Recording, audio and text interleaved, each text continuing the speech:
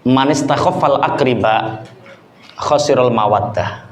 Sapa sing ngremehno kerabate dulure, mongko wong iku ngrusak kasih sayange.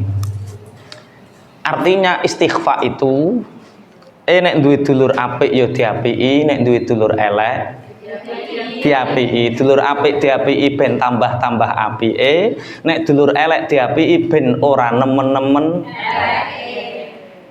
Sampean duwe dulur wis sampean apiki kok gak apik-apik, iku urusane dhek karo Gusti Allah, dudu urusane awake karo wonge, paham nggih?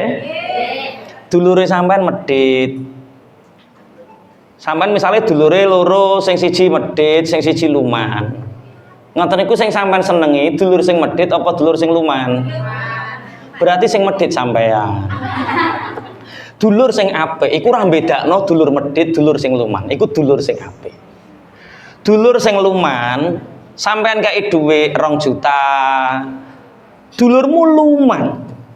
Zaman susah dulurmu sing luman tahu kok kei dhuwit 2 juta. Terus dulurmu sing luman ki berkah terus melimpah, terus sugih. Kira-kira duit 2 juta ki dibalekno napa mboten? Dibalekno, wong duwite wong dulure sampean niku luman. Nek balekno ora ngarah 2 juta, iso 3 juta, iso 5 juta, wong dulure luman. Nek dulure sampean medhit, sampean kei dhuwit 2 juta, balik napa mboten?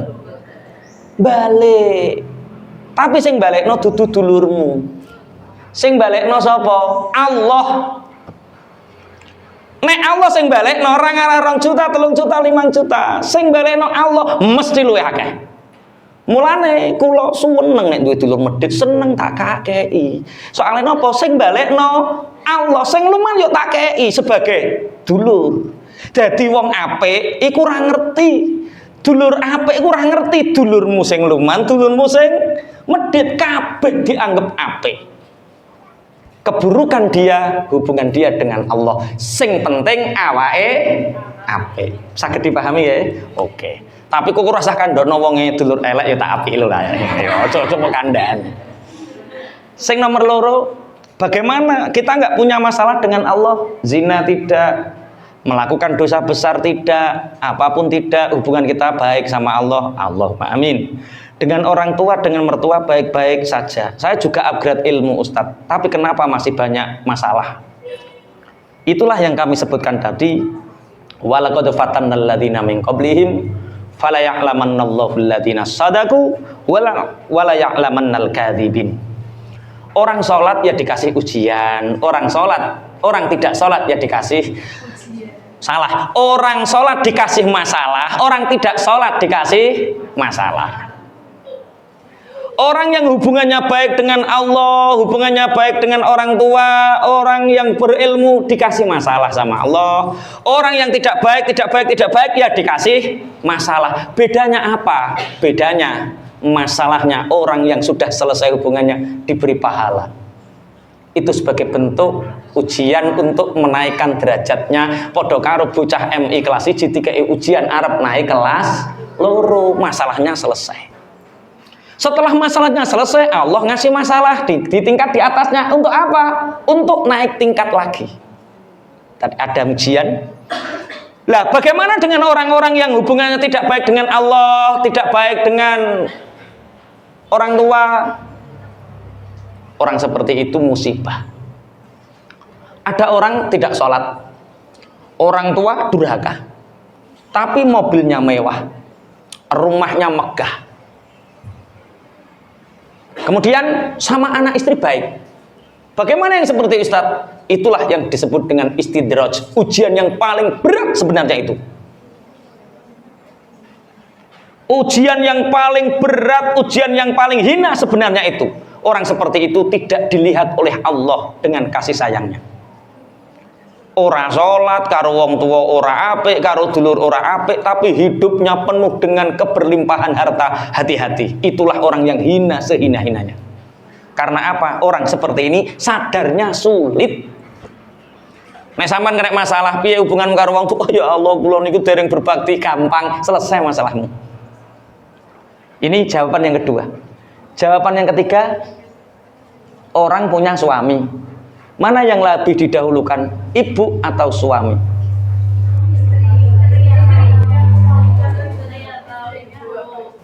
Istrinya atau ibunya? Kalau jenengan milih pundi? Nek neng sinetron ibu selamanya ibu, istri orang lain. Nek wong model ngono ki gampang pegatan. Jadi ada hukukul abawain, ada hak-hak ibu yang harus kita penuhi. Ada hukukul zaujain, ada hukukul zaujah, hak-hak istri yang harus dipenuhi. Apa hak-haknya orang tua yang harus kita penuhi? Ma'isyah kalau tidak ada yang menanggung. 2, kasih sayang. Istri sama. Mana yang lebih didahulukan? Sebenarnya tidak mana yang lebih didahulukan. Bagaimana komunikasinya, itu saja. Karena ini masalah teknis. Kalau masalah ilmu ya tidak ada yang harus lebih didahulukan. Istri tanggung jawab kita, ibu tanggung jawab kita. Bagaimana mengkomunikasikan keduanya? Istri tahu surga ada di bawah telapak kaki ibunya. Ibu tahu bahwa dia juga mempunyai anak yang tidak bisa dipisahkan dengan istrinya. Itu. Saman bisa tanya ibu saya hari ini. Kemarin malam Senin, saya ketamunan Gus Hariri Haryanto dari Cikarang. Beliau ngobrol sama ibu saya. Gus, teman saya ini istrinya 3. Dan baik-baik saja. Ibu saya terang-terangan ngomong di depannya, Gus, nek tohai iki wani rabi neh Gus, gak tak anggap anak, sing tak anggap anak mantuku. Weh, aku takok bojoku, mi nek nyogok mbok ibu apa kok terakhir? Kok sampai kuat men kok nurut karo sampean timbang karo aku? Ternyata ini masalah komunikasi. Ketika mertua salah paham sama menantunya, menantu salah sama ibunya, dan suaminya tidak tahu hak-haknya, ini hanya masalah komunikasi. Kalau nggak bisa nuturi suami, suruh ngaji samawa setiap minggu ketiga di Masjid Hajah Sukimi atau di Masjid An-Nur. Ada satu kitab lengkap, saya bacakan. Kitabnya nama Adabul Islam fi Nizamil Usrah, etika Islam dalam berumah tangga. Itu ada bagaimana ketika suami tidak tahu hak istri, ketika suami tidak tahu hak ibunya, maka akan terjadi ketimpangan. Sebenarnya kita bisa jalan-jalan bareng sama ibu, bareng sama istri. Kalau Iwan bayangno ibu, istri, istri, istri. Padahal saya sudah mentarbiyah istri saya, Dek, kalau jadi istri saya harus siap yang kedua, harus siap yang ketiga. Saya siap. Istri pertama saya itu umat. Istri kedua saya itu Al-Quran. Istri ketiga saya itu pondok pesantren. Istri keempat kamu. Lah yo, kalau umat membutuhkan, kalau Quran butuh deres, kalau pondok butuh saya, itu semua lebih didahulukan daripada istri. Berarti istri saya itu istri yang keempat. Teknis ya, kalau teknis berarti permasalahan di komunikasi, hanya komunikasi saja. Komunikasikan Mas. Ojo pilihan atau itu nggak baik. Mas, pilih ibu atau saya.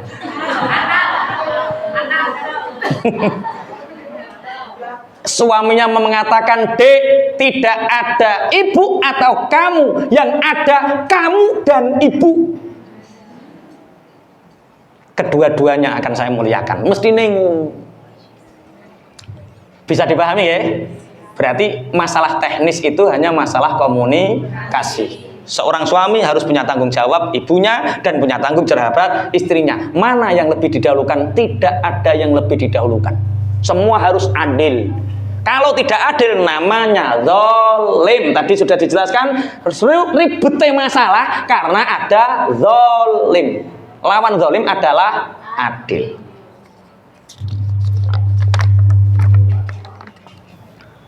Bagaimana cara teknisnya? Solusi agar urusan kita bisa cepat terselesaikan, terutama hutang riba. Ada papan tulis langsung pulang hutangnya sampai lunas. Celing lunas. karek ongkone tok. Saya buka kelas Debt Free Center itu lama, cara cepat nyauri utang itu lama. Makanya mudah untuk nyauri utang itu mudah. Apalagi utang riba itu mudah sekali.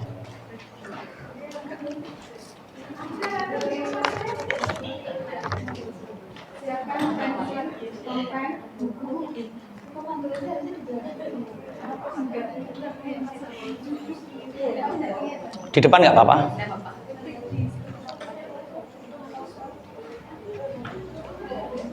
Kita tentukan berapa dulu hutangnya?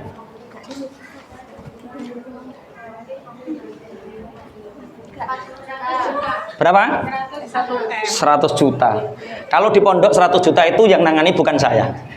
Santri bisa. Kalau saya 1 M ke atas. Oke. Hutangnya 2 M. Kalau ada orang terlilit hutang 2 M. Oke.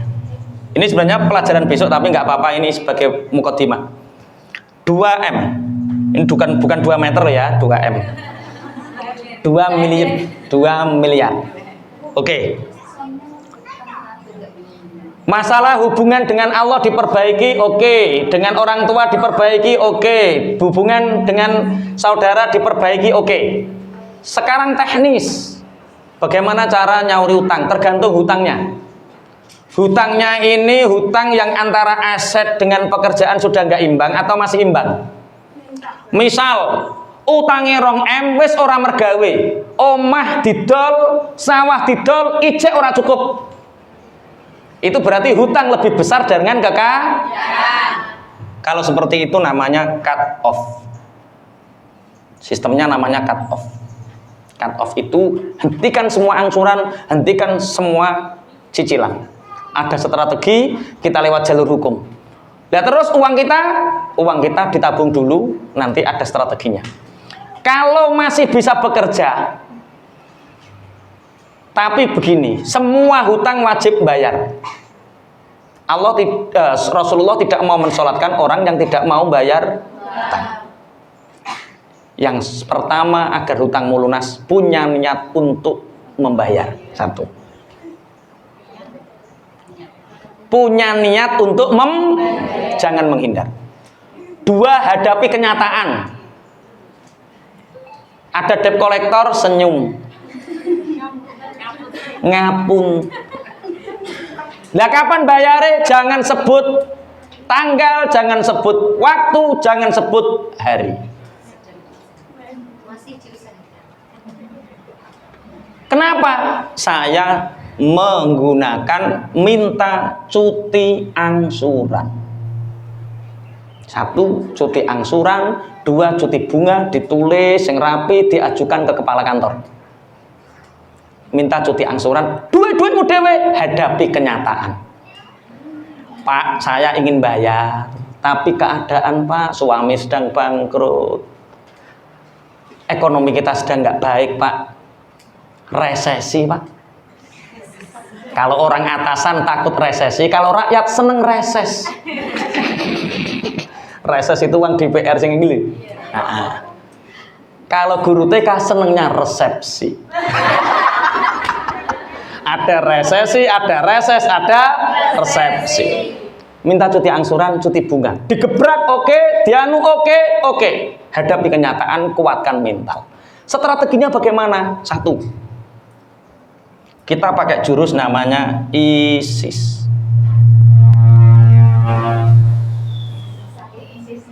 ISIS. Apa itu ISIS? 1, income. Apa artinya income? Orang kalau lunas hutangnya harus punya pemasukan. Kalau 2 M pemasukannya berapa per hari? Yo dibagi toh 2 M. Inginnya lunas ingin berapa tahun?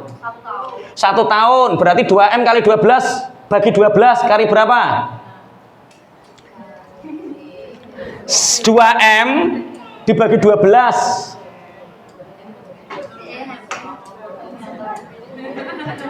Ayo. 166 juta. Oke, 166 juta. Ini 2M dibagi 12. 12 dibagi 30. 166 juta dibagi 30 berapa? 5.500.000. Oke. Kalau Anda ingin hutang 2M selesai dalam waktu 1 tahun, penghasilan Anda per hari adalah 5.700.000. Sidik toh? Sidik sedina gitu. Oke. Bagaimana agar kita dapat 5.500.000 satu hari? Mudah. Setelah kita dapat income, coba pemasukan kira-kira lumrahe wong-wong memasukkan berapa satu hari? 100.000? Ada yang 1 juta tinggal. Enggak, lumrahe wong Bu Iva aja ndelok wong-wong sing dhuwur. Iki kan sing dibindahkan wong startup kabeh to.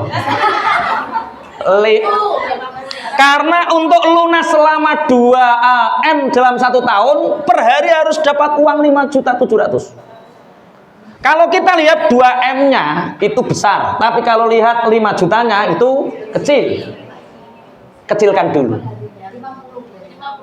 50.000? Oke, 50.000, income 50.000. 50.000. Berarti 5.700.000 ini dikurangi 5.000, berarti Anda masih kurang 4.650.000. Di mana carinya? S yang kedua, saving. Income ini ada 3. Penghasilan itu ada 3. 1 penghasilan harian, 2 penghasilan bulanan, 3 penghasilan harimau. Harimau sekali nyokot kan oleh wedhus orang arah kelinci tau. Penghasilan harian ini apa? Penghasilan bulanan ini apa? Penghasilan harimau ini apa? Enggak punya semua. Ya berarti dipunyakan. Dibuat. 50.000 ini harian. Ini dari apa 50.000 ini? Jualan pentol Maroko 1.000 telu. Di Bojonegoro sebentar lagi akan ada pentol Maroko buka 5 cabang. 1.000 telu. Itu pentol saya. Nanti kalau ketemu di jalan beli. Itu rasanya enak. Oh, oke. Harian, bulanan, harimau. Wes, ojo bahas iki dhisik. Setelah kita dapat income, apa yang kita lakukan? Saving. Saving itu apa? Nabung. Nabungnya berapa? 1. 10% untuk Allah, 50.000. Ini untuk Allah berarti berapa? 5.000. 5.000 satu hari. Kemudian untuk kebutuhan secukupnya. Untuk rihlah sama 5.000. Rihlah itu jalan-jalan. Orang punya hutang harus jalan-jalan. Orang punya hutang nggak jalan-jalan tambah sumpek. Tapi jalan-jalan ndelok kemampuan. Kalau 50 hari sehari berarti uang jajan kita hanya 5.000. Nunggu 10 hari dulu biar kita dapat uang 50.000, jalan-jalannya ya habiskan 50.000 itu dalam waktu 10 hari itu. Oke. Kebutuhan secukupnya. Baru yang ketiga, investasi. Investasi minimal 10%. Minimal 10%. Kalau 50.000 berarti 5.000. 1 bulan berarti kita punya uang 150.000 untuk kita investasikan. Investasi untuk apa? Untuk nyambut gawe, men-scale up penghasilan kita. 50.000 sehari, uang 150.000 ditambahkan modal. Setiap hari 5% atau 10%, minimal 10% uang itu untuk nambah modal. agar yang asalnya penghasilannya 50.000 menjadi 60.000. 60.000 ditambah modal lagi jadi 70.000. 70.000 tambah modal lagi 50.000. Jadi 100.000. 100.000 otomatis penghasilannya sama, di scale up menjadi 150. Di scale up lagi menjadi 200.000. Begitu terus. Lah orang itu sekarang senengane bonsai. Dicukui dipritisi, jadi ora iso gede. Mestinya diinjek ditambah modal, tambah dicukui. Iki Quranku sakmene, badiku sakmene. Iki Quranku sakmene, badiku sakmene. Dadi ora ditambah-tambah pada 5 juta rong tahun biyen karo 5 juta saiki. Ya itu namanya ada uang namanya depresiasi nilai. Ada yang jualan jilbab? Ada. Jualan jilbab kolakane piro? 15.000. Jualnya berapa? 25. Oke, 25, 20. Kita pilih 20 atau 25? Kita jual 20, berarti keuntungan berapa? Keuntungan kita berapa? 5.000. Salah. Keuntungan Anda bukan 5.000, tapi bisa jadi hanya 1.500 atau 2.000. Kita buktikan. Kolak biasanya satu berapa? Satu kodi atau satu sulusin? Satu lusin. Oke, 12. 12 ini pasti ada yang tidak laku satu atau dua. Itu namanya inventory. Inventory itu yang kita kolak tidak laku-laku. Namanya modal tertahan. Berarti 12 ini harga 15.000, berarti kita asumsikan dua saja yang tidak laku, berarti sudah 30.000. Berarti jumlah total 12 ini ditambah 30.000. Itu HPP, harga pokok produksi. Kemudian setiap hari uang kita itu berkurang depresiasi nilainya. Untuk mengurangi itu kita tambahkan 5%. Berarti kalau misalkan 1.200.000, ini kolaannya bukan 1.200.000, tapi 1 juta tambah 120, berarti 1.320.000. Ditambah 30.000. Kita belum nambah sopir. Suatu saat kita punya sopir, suatu saat kita punya mobil untuk kolaan. Itu hariannya pasti 50.000. Gaji sopir atau 100.000 gaji sopir tambah bensin. Berarti kolaanmu gak 15.000, tapi 18.000. Nek bodol 20.000 berarti mau berarti 2.000. Terus sing loro iki bodol dhewe. Alah gak apa-apa ki badine tok. Itu namanya membonsai bisnis. Nek ngono caramu utangmu ra ngarah lunas.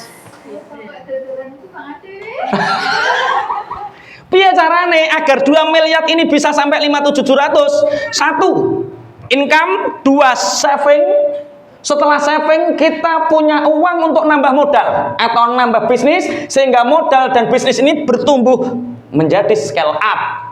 Bisa 100%, bisa 1000%. Berarti 50.000 sampai ke 5.700 butuh 1.000 scale up. Sebentar, 1.000 scale up itu sebentar. Karena hanya 50.000. 50.000 untuk 1.000 misalkan. 50.000 itu penghasilannya sopo? Bakul es atau bakul pentol? Saya punya temen namanya yang punya pentol darat. Itu hutangnya 4 tahun yang lalu 3M. Orang singgahan. Ketika peresmian syukuran rumahnya saya ngisi. Beliau terlihat 3M saat itu jual beli beras. Bangkrut sampai 3M, banyak ditipu orang. Uangnya tinggal 400.000, dibuat apa? Buat pentol. Namanya pentol darat, 400.000. Tak tanya, 400.000 itu keuntungannya berapa Mas? Dari HPP harga pokok produksi 400.000. Keuntungannya 200 Ustaz. Jadi dari 400 menjadi 600. Oke, 600 ini bagaimana? 600 ini kalau sehari saya habis 400, maka dengan sistem manajemen yang baik namanya finansial literasi atau mastery finansial, itu bisa 400 ini di scale up. 200.000 yang 100 untuk makan anak istrinya, yang 100 tambah modal. Berarti modalnya tidak lagi 400 tapi 500. Keuntungannya berapa? 300. 300 ini yang 100 untuk anak istrinya, yang 300 tambahkan modal. Berarti dari 500 modalnya menjadi 700. 700 keuntungannya berapa? 400. Sudah 100% kan scale up-nya? Untuk 1000%. 1,5 tahun persis 3M lunas. Dari mana? Pentol setelah cabangnya ada 18. Kalau masing-masing cabang keuntungannya 200.000 kali 18 berarti berapa?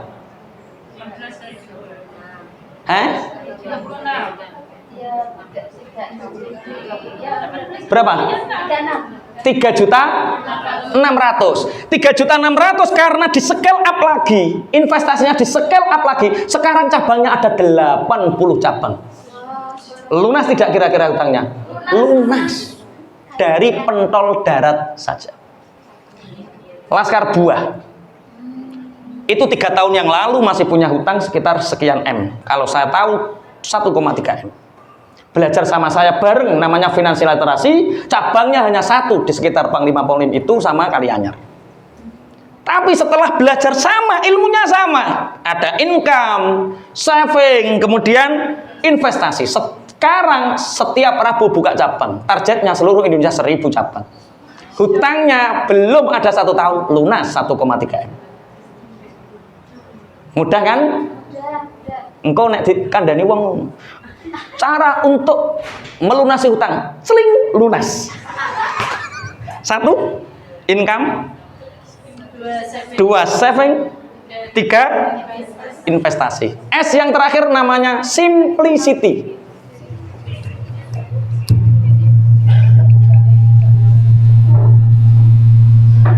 Apa simplicity? Simplicity itu hidup semurah mungkin. Nek duwe utang ojo kakean gaya. Mundak dicelatu wong. Wong duwe utang kok kudu kok gonta-ganti. Hidup semurah mungkin. Kalau nggak butuh jangan beli dulu, perbanyak investasi, perbarui bisnis, scale up, lanjut optimasi terus sampai betul-betul targetnya 5.700 setiap hari, maka hutang 2M lunas. Ada pertanyaan? Guru kok jadi pengusaha ya angel. Sudah cukup. Apanya Mas? Alhamdulillah.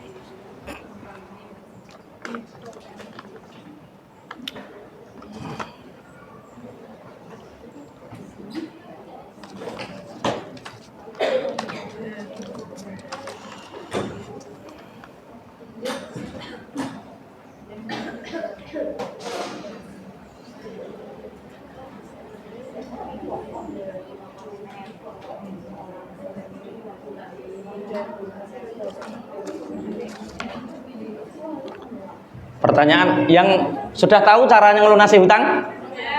Apa? Jurus ISIS yang pertama, kedua, ketiga, keempat, hidup semurah mungkin. Simplicity, mudah. Berapapun uang Anda lunas.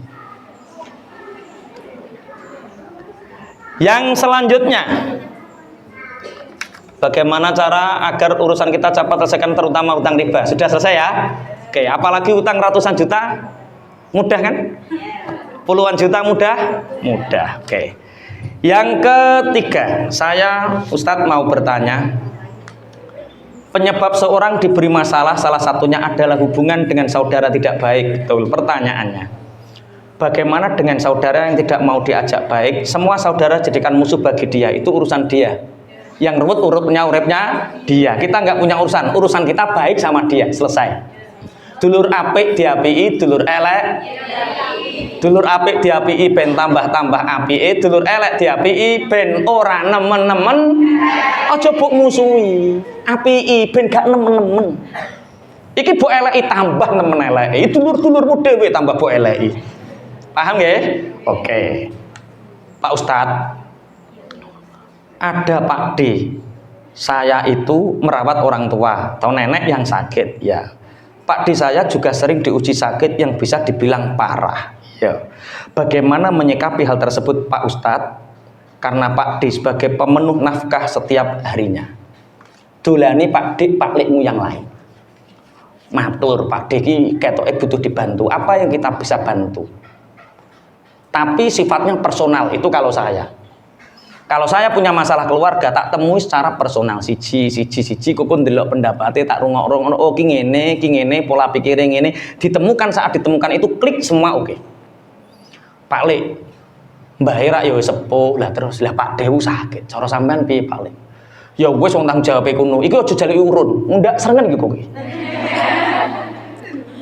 Lah, timbang gawe masalah, ojo dijak mikir masalah. Ya wis nek ngono Pak De yo dongakno wae. Ya wis ayo didongakno bareng-bareng. Wis jaluki donga tok. Sing coke piye Pak Le? Pak De iku sakit parah. Lah ya aku yo ngesakno. Lah piye? Iso bantu apa Pak Le? Lah piye cara aku urun piro ya pantese? Ya wis Pak Le, sak mampumu piro ya kira-kira. Aku tak menghubungi dulur sing liya. Anu Pak Le, nek ketoke kae ora iso soalé lagi butuh banget. Sing dik meng lho, sing ndere masalah ki mang lho. Wong wis tanggung jawab. Lah iki simpulkan bahwa semua tidak ada masalah. Kita menjembatani saja. Itu yang kita lakukan. Yang penting apa yang kita bisa buat. Lah kabeh gak sing gelem urun perkara wedi karo bojone. Biasanya kan ngono, aku yo pengin bantu le, tapi piye neh wong bulikmu ora kenekan. Ngono terusan. Lah nek krungu ngono ya wis lah sampean matur Pak De.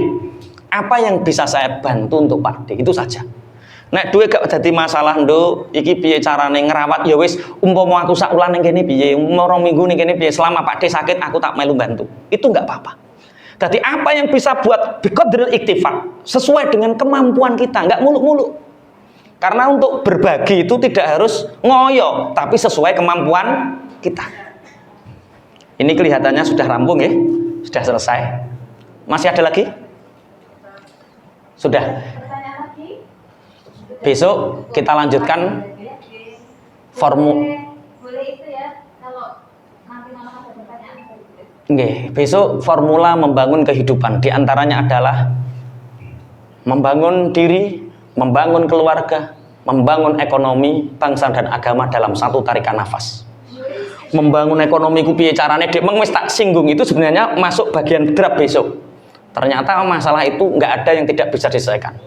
Tapi membangun ekonomi itu artinya besok saya terangkan orang yang tidak sadar membangun kekayaan sebenarnya dia telah sadar membangun kemiskinan untuk dirinya. Jadi sadar kaya itu membangun ekonomi. Kenapa ada orang terlilit-hutang? Karena dia tidak sadar kaya.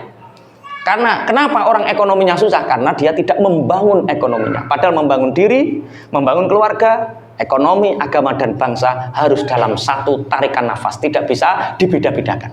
Mari kita tutup acara pagi ini dengan bacaan surah Al-Fatihah, dilanjut dengan doa. Harapan kita semoga semua urusan kita menjadi pahala bagi kita. Amin. Masalah-masalah yang Allah berikan kepada kita, Allah menguatkan kita, Allah memberi kesabaran dan rasa bersyukur kepada kita sehingga masalah seberat apapun akan menjadi ringan. Allahumma Al-Fatihah.